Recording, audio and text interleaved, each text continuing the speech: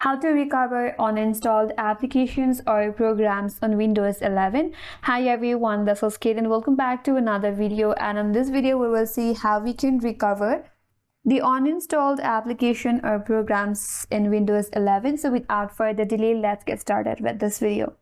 So if you accidentally uninstall any of your application or program, and here's how you can recover it.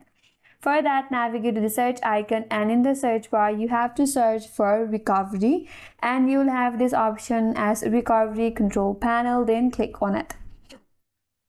Now you'll get this kind of interface in your device. Here you'll have a bunch of options. From here you have to click on open system restore. Now once you did this kind of interface, select the second option, choose a different restore point. Now you have to look for the restore point, then click on next. Now under this interface, you will find all of the application if you have uninstalled recently.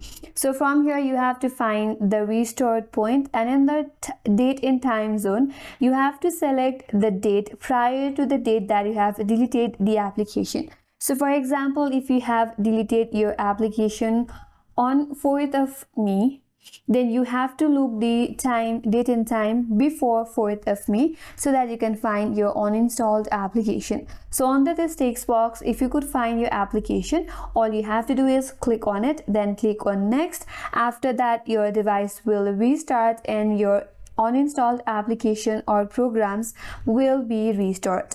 And that's all for today's video. Hope this video was helpful, and if you're new to our channel, consider subscribing. Thanks for watching and stay tuned for more videos.